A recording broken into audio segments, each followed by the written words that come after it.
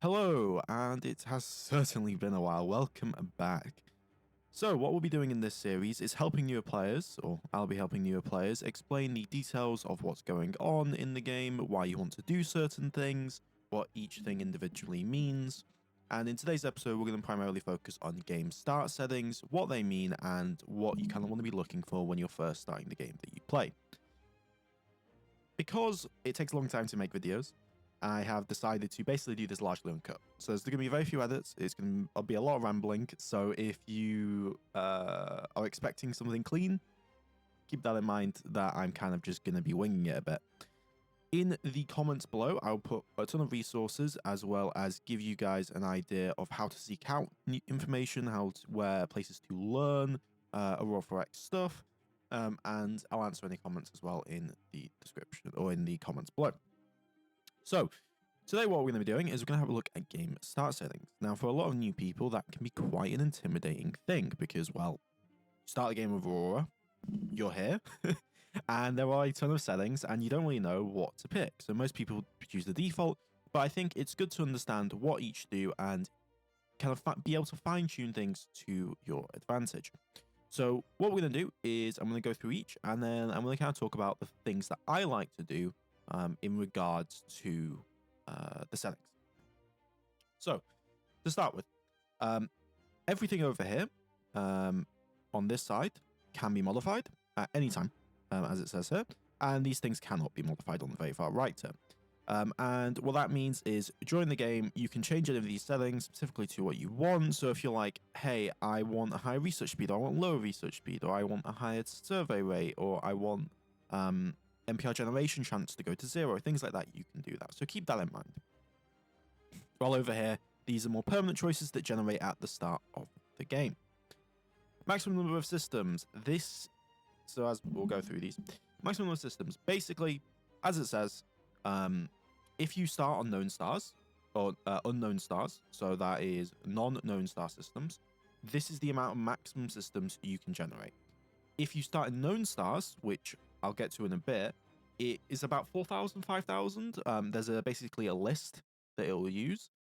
Realistically speaking, if you're a new player, don't worry about this. You're likely to never get to this number of systems, but it's something to think about. The next thing, local system generation, spread and chance. So basically, when you explore a system, there is a chance that it becomes a local system, and the chance of that is 50% as base. And then the difference in terms of the number of systems around the local system is based on the spread. So let's say you have a list, you have a bunch of numbers in the list that are relatively close to each other. It's 50% chance that when you generate that system, other stars that come out of that system will be around 15 maximum difference in terms of the list, up and down. So that gives you an idea. Don't really worry about it. Not something you really want to think about too much. Leave it default. Construction cycle. So this is how long it will take for basically anything to actually occur in the event log. For things to get built, for progress to actually occur. So it starts at 430,000, which is essentially 5 days. It's exactly 5 days.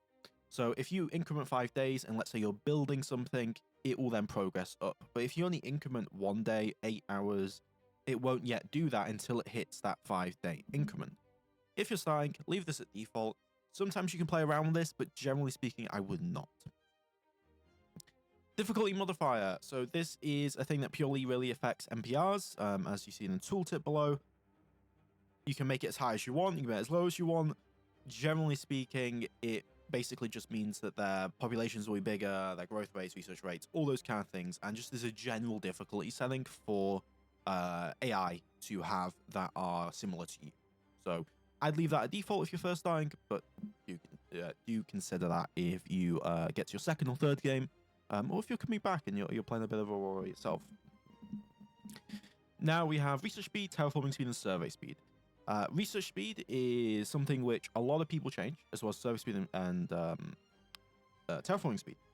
Now, in Aurora, one of the biggest issues, and a lot of new players will find this, is when you play at 100% research rate, you are going to go through your technologies very quickly, especially at the start. Now, later on, it will kind of balance out, but essentially, you'll be obsolete in your generations of ships really quickly, and you'll struggle to keep up in terms of upgrading them. And so, what I play on is 20% research rate. However, for the purposes of this scenario, or this tutorial, or this kind of series, I'm gonna play on 100%. But I would advise, if you are new, to look at lowering that once you get comfortable and once you've learned the systems, because that will make it more enjoyable. You'll have still have the same amount of industry, but the techs you go into will be a lot more important. You'll have to think a lot more about it, and there's a lot of decisions and things that happen in the game which will be a lot more fulfilling. Terraforming speed. Some people really like to terraform this stuff and like to be faster. This is a flat rate that occurs on a planet that you're terraforming.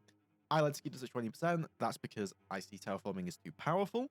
Again, keep it on 100 probably if you're starting new, but it is definitely something which is a consideration for future games. Survey speed, I like to slow it down. It makes you invest more. It makes things take longer time. It gives you more incentive to really maximize your survey capability. Ruin generation chance. So ruins are very interesting. So there's the base fact that there's a ruin, and then it also impacts a bunch of other things. So this is the chance that a ruin will generate on planets that are suitable to it. So that doesn't mean every single planet, doesn't mean every single comet. As you see in the tooltip, it means that a suitable body is one that has a gravity greater than 0.4, but is within reasonable temperature limits. Now, ruins also impact other things, such as if NPRs can spawn, so non-player races or AI competing empires, if there are ruins on the planet, they cannot spawn.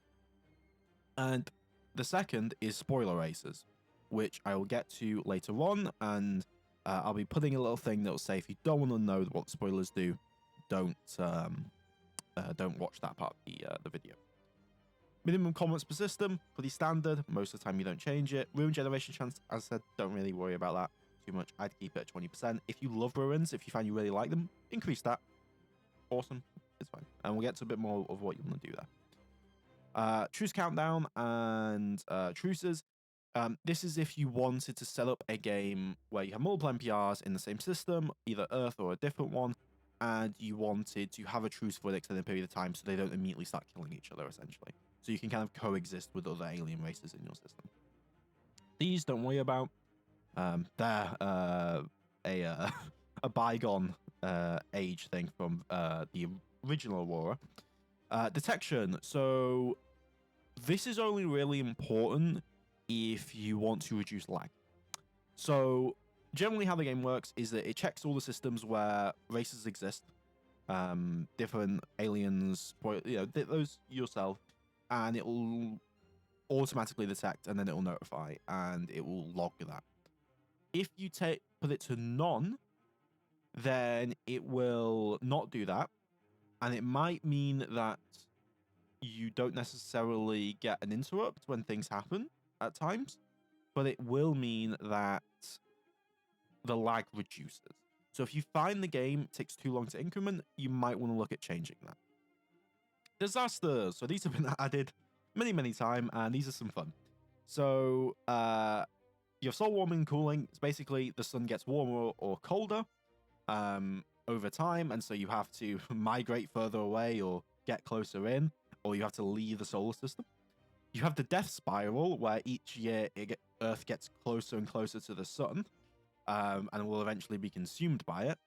And then you have solar radiation, where the sun starts to radiate outwards more and more and get bigger and bigger, and that will eventually make the entire system uninhabitable. So these are really fun. I wouldn't do these if you're a new player, but you can definitely try them out at some point, and they definitely give you a kick up the ass to get out of the solar system. Next, we have NPR generation chance. So, pretty self-explanatory. The main thing to understand is that this relates to if you find a habitable planet. So if you're coming through a system, you're exploring it, and you find a habitable world, on generation, there is a chance that a non-player race will spawn. This also competes with ruins and spoiler races and other things, and at default, it's 30% chance. Generally speaking, NPRs are pretty rare. It's very random chance based, but this kind of gives you some control over that. So if you don't want to generate any NPRs, you can set that to 0. That might be a consideration if you're completely new, but I'd leave it at default. And then if you want NPRs not to generate other NPRs, you probably want to leave that at 0 as well. The reason I'd probably leave that potentially at 0 is because if you start with an NPR, a non-player race, or you generate another player race, if they find more NPRs and start generating, well, that's cool. That is the main cause of lag, is other races, essentially. So that, again, might be something you want to consider. Now, something that was added in 2.6, and there's a pretty big update, is that NPRs can now spawn with multiple systems when they are generated. That is these 3 options here: base explore transits, random explore transits, and max start systems. Some important information. This has to do with how many transits or systems they will have explored from their home system before game start. That's generally fine. 0 means it'll be a random number. Then 0 will mean random number here. If you specify this, then you don't need this. Because it will do the base and then it will add these on. And then these are random. If greater than 0, you'll explore between 1 and this number of transits. So if that's like 50, it'll be 1 to 50 number of transits, and that just kind of gives an idea of how far they've explored in the universe. And then most importantly, NPR max start systems. If you do not set this above 1, then they will start with a random number of max start systems. That means a random number of additional systems. This can make their empire very big and can cause a lot of transit, especially because they have their own civilians, their own economies, all that kind of stuff, and this will cause a lot of lag. I recommend setting this to a reasonable number, something like 8, maybe 4, maybe 5. Do not set this at 0 is my biggest recommendation. Then we have pre-industrial, industrial, minor trans-Newtonian, NPRs. These got a bit of an overhaul recently. Pre-industrial are NPRs or factions that are sapient. They don't have any defenses. They don't really have anything else. They are just alien creatures that you can enslave, take over, or just leave be. And they are a little bit of a speed bump and economic boost. Industrial NPRs, they are have a military. They're conventional, essentially. They have basic defenses. They may have self-storable weapons, and they have basic technology. And they'll have some industry which can take over. Think modern space age, so our time right now. That's kind of what you're looking at in terms of that. And these chances are the chances of when you do generate what kind of NPR you generate. Then you have minor trans-Newtonian NPRs, or minor races. These are races which have access to advanced technology like you do, but they are locked within their system. Okay, so that means that they can't leave their system. They are a small player in galactic terms, and you can kind of just leave them alone. But they can fight back. They do expand within their system, and they do exist as an actual potential threat or stop in any progress you make. Hostility modifier. This is how much NPRs hate you, basically. Increase the number, they'll hate you more. That's really what you need to know. Cool. So those are the first 2 over with, and that's a lot of information. So probably want to take a breather at this point. If you are new, it does not get easier. There is lots of information in the game, and you will try and you will fail over and over again. Do reading. Go to the Discord, do all sorts of stuff, and just be aware that you will fail, and that's a good thing. Adversity breeds questions, and questions improve your knowledge. So, moving on. Talked a little bit about this earlier, but we have known star systems. Known star systems are basically using the star catalog that we have in real life, are being like, okay, we know that Proxima Centauri exists, we know that Alpha Centauri exists, and using their star types and the orbital distances and star systems, but it does not it does not generate the actual planets we've discovered there. So we know of some exoplanets in real life. It doesn't generate those, but the type of star, the size of the star, and the orbital distances of the stars will impact the characteristics of those planets, either make them habitable, not habitable, that kind of thing. Generally speaking, the consensus is If you want a more stop and defined game, known star systems is okay. If you want a more random, kind of all over the place, like you'll find all sorts of random stuff, untick this. Because that will give you random star types, more black holes, all sorts of stuff. All sorts of fun stuff.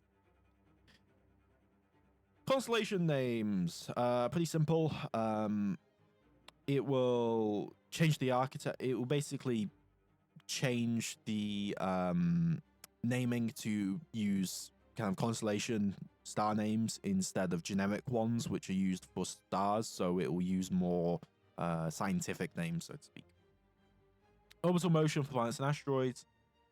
They'll orbit their bodies. This used to be a lag issue in Virtual Basic 6 or the previous version of Aurora back before 2020. It's no longer an issue. Just leave these ticked. It's okay. Generate new races as NPRs. So basically, leave this on no matter what. If you turn this off, it means that each race you generate, when the generation occurs, it will be a new race that you control. They'll be player controlled. Human NPRs, that just means that they can have the human species. Up to you. Pre-industrial only means that the only NPRs that generate are pre-industrial. Probably want that off. Okay, next we're moving on to spoilers. If you do not want to learn about all the spooky stuff and the very dangerous, very fun stuff that is called spoiler races here in Aurora, do not continue. Wait until this point in the video. It'll be on screen now. Go to that, and then you can listen to the rest of the stuff. All right, with that out of the way, big warning disclaimer. There are 5 spoiler races now. There's Precursors, Star Swarm, Invaders, Rackers, Aether Raiders, and 6 now, Ancients. Precursors, they are your robots. They will generate on places with ruins. Star Swarm, if you know 40k, they're your Tyranids. They are your Rachni. They are, ravenous swarm bugs, essentially. Your Starship Troopers bugs, stuff like that. You have Invaders, which are your extragalactic, your Reapers, your Chaos Warp entities, all that kind of thing. These extragalactic enemies. In Star Wars, I forget, Yuuzhan Vong or whatever they're called. They're like that.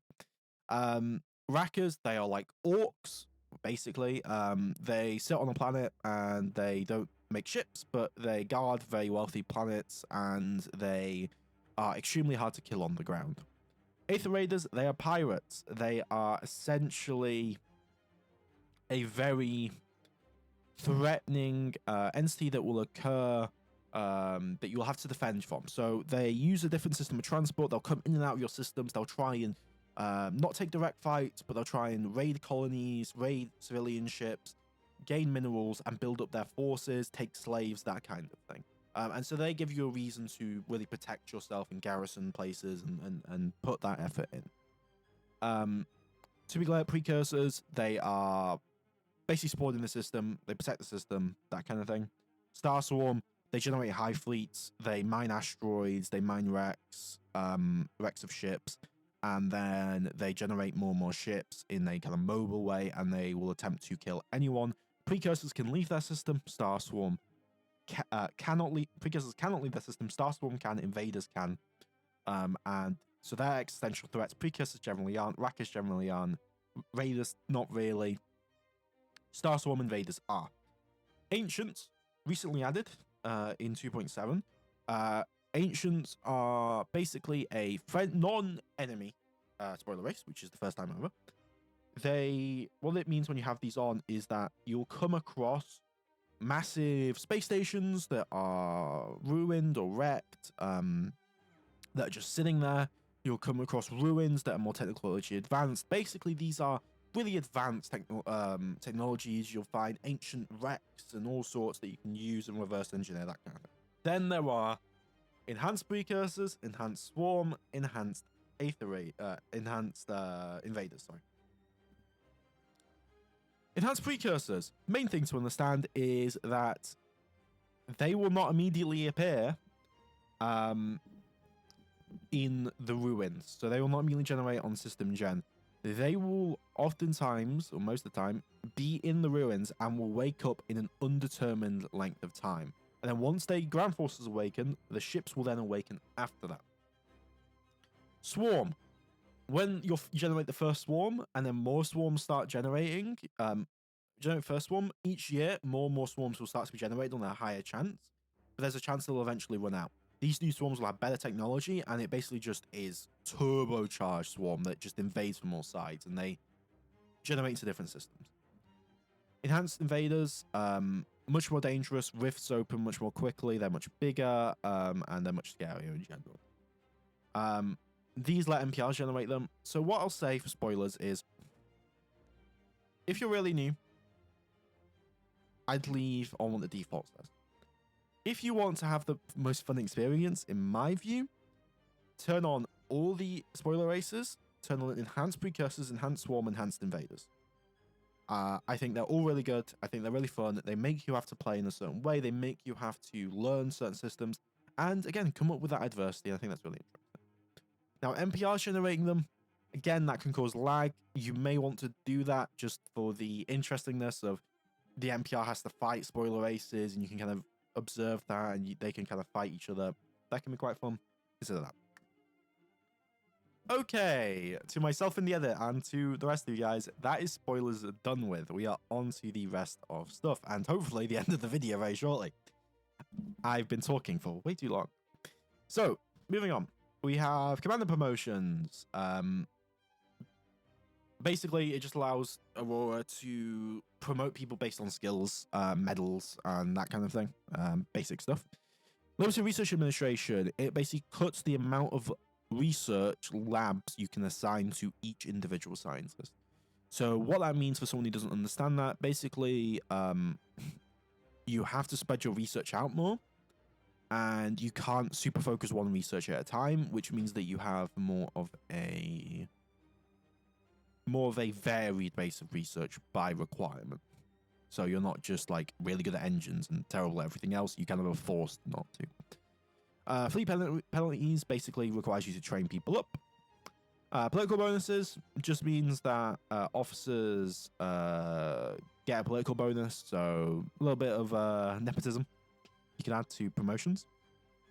Jump points are stable. This means you don't need jump drives. I wouldn't turn this on. You can turn this on, but it just does what it says. Basically, you don't need a jump drive on a ship to jump a ship to a different system. No maintenance. I would never turn this on if you're in the game. This is a thing which I don't like. I don't like that it exists. People, you can use it, but generally people don't, because maintenance is a really important part of the game. Aurora is a logistics game at the end of the day. That's what Aurora is. So getting rid of half the logistics kind of defeats the purpose. Civilian shipping lines, these are really important. You can check this off and it will stop them generating new ships. But basically what civilians do is they act as your private shipping, private colonist shipping, movement of installations. And you can order them to get contracts and other kind of things. They are can be quite laggy eventually, but they are very useful, and I would keep them on because they're interesting. They're controlled obviously by the AI, friendly AI obviously though. Civilian mines and harvesters. This turns off commercial mining companies. That turns off harvesting ships. That turns off farming ships. Civilian mining companies are really important. I would always keep this on unless you have like a preference. Harvesters are kind of finicky and kind of use your fuel. I would turn this off. But you can probably keep on. It's not too much of an issue. New tech from Conquest. As it says, you get new tech when you conquer another population, another colony that's under an enemy that they have. I'd keep this on. Doesn't really matter. Eccentric orbits. Keep this on. This makes planets and stars have their proper eccentric orbits, and you have to manage that. It's really fun. Gas giant effects. Keep this on. This basically means when the system generates, if there's a big enough gas giant, it will affect how the other planets generate. Subpolises. This is for movement combat. Don't worry about it. Keep that off. And then limited planet distance. This makes it so you cannot generate really far away stars from the primary star. Keep this on. Don't worry about it too much. Use theme and known stars. So this is important. I'd probably turn this on if you care about your theme. This makes it so instead of just the known stars like Proximus Sensori, Alpha Sensori, you actually use the theme that you set when you create the race for that. So probably turn on. Then we have starting year. Then we have starting year. These are the options that can only be modified at start. Starting year cannot go higher than 9999. 9999, yep.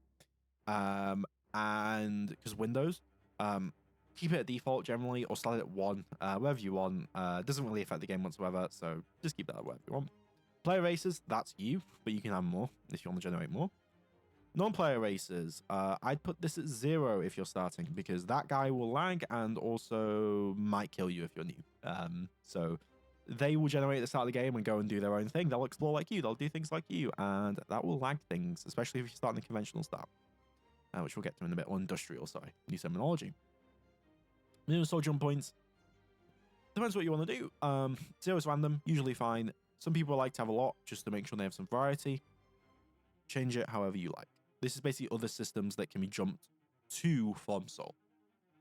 Mineral deposits, I'd leave this at 100. I wouldn't touch it, but basically just increases the amount of minerals Earth has if you're starting in Soul. Distances for MPRs to be from where you are. This is in light years.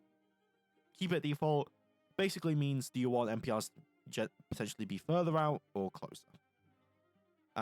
Then player known systems for Starstorm, Raiders, Invaders. I would keep this at default. And again, spoiler disclaimer here, and we'll talk a little bit. I would, if you understand what these are, I would increase this to 30. I'd increase this to 60. I'd increase this to 100, as I highlighted there. Because it is very... I'd want you guys to be able to focus on expansion first before you get into that kind of trouble, is my advice. These are research points that they generate with. You can increase these for more difficulty.